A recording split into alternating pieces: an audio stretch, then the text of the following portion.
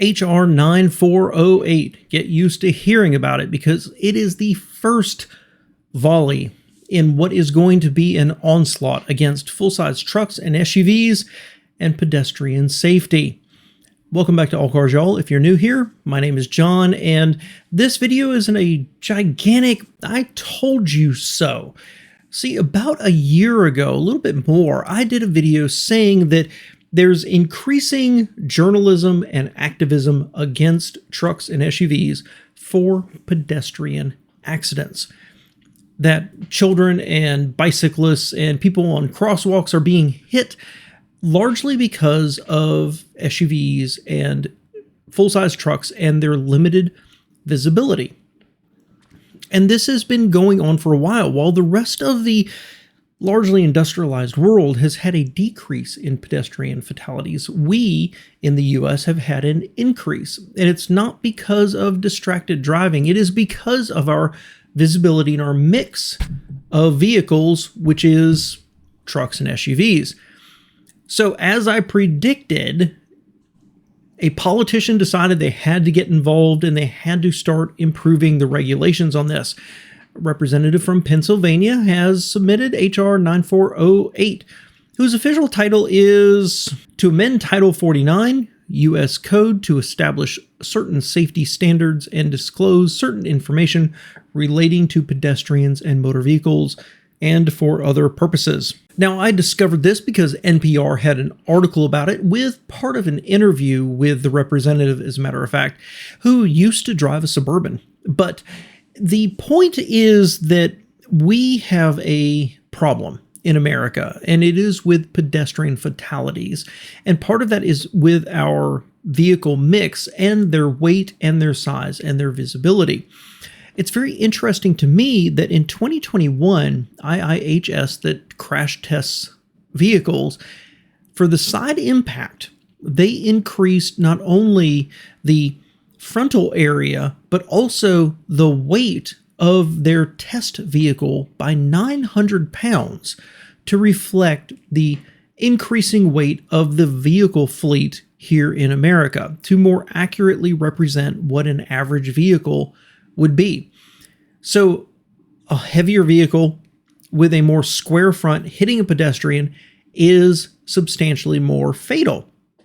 And it was just a matter of time until politicians got involved. And that's what I've been warning about since June of 2023, that if the industry didn't fix this itself, then politicians would get involved. And the industry, of course, says that, well, we're just providing what customers actually want. And in fact, I've heard on this channel customers who say, well, we need these high hoods because of the huge engines we have. I get what you're saying with the additional turbos and emission controls and everything else, but it is largely a consumer demand for these larger vehicles with a step in height, with a higher roof line, with a higher hood line, and that leads to a more flat face and worse visibility.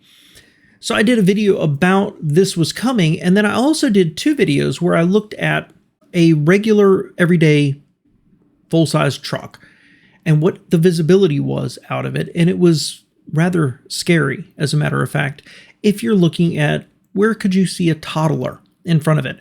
And then I did another video comparing that with an average everyday sedan, which was, you can imagine, much, much better. And so this bill, once it makes it through the committee it's been sent to, if it gets through the House, if it gets through the Senate, if it becomes law and the NHTSA has to start doing something about it, what can we actually expect? Well, I think we can expect a few different things. The first is that the EU has pedestrian safety standards. We tend to lag the EU about 10 to 15 years in terms of safety standards. And so they'll look at that and they'll see what can we do. And I expect an air gap requirement above the engine to the hood. If somebody's head actually hits it during a pedestrian impact, I expect to see that. I also expect to see a requirement for front-facing cameras and automatic braking at low speeds to prevent the somewhere between 50 and 70 daily accidents that happen with children in driveways, sidewalks, and subdivisions. And the last one is, I think there's going to be an overall requirement for visibility. Now, the NHTSA tends to set things as a performance standard. Not here's what you need to do exactly, but here's the standard you have to meet. And that has a long history in roadway design. For example, if you look at this diagram, this is a vertical curve, or you can call it a hill. And what they say is that if you've got an eyesight of 3.5 feet, you need to be able to see an object 2 feet over a certain distance. And that distance is dictated by the speed. Well, I think a similar type requirement will come about for trucks and SUVs.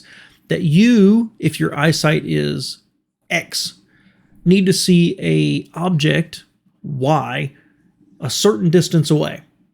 Now, they're not going to dictate to you that your eyesight needs to be higher, that your slope of the hood needs to be such, the hood needs to be lower. They're not going to dictate the specifics. They're going to dictate the performance, saying that basically, if you're sitting in a truck, you need to be able to see a kid sitting on the ground 10 feet away. I think that's what is going to happen here, but we're looking at a multi-year process because it's got to get through committee, the House, the Senate, and then to the NHTSA to actually write the regulations to enforce them on future generations of vehicles. I think it is a major problem here for the automotive industry, the American automotive industry, because this has been coming. If I can see it, it's been coming for a long time. And they've not been addressing it. And then they will claim it's because of consumer preference. But they're going to be forced to address it, and they're going to drag it on probably for the next, let's say, 7 to 10 years. I hope it gets through committee, representatives, the House, and the Senate. But if it doesn't, here's the deal. It's been flagged, right? It's been noticed. It's been noticed by a representative, and it's not going to go away. So I will continue to follow this as we get the text of this current bill. I will share it with you as we see what happens as it moves forward. I will share those updates with you, but I fully expect this to be, depending on the election, to pass, to move forward, and to give the NHTSA power that honestly it probably should have had 10 to 15 years ago, and to watch the industry scramble to address something that it knew was coming. Thanks for being here.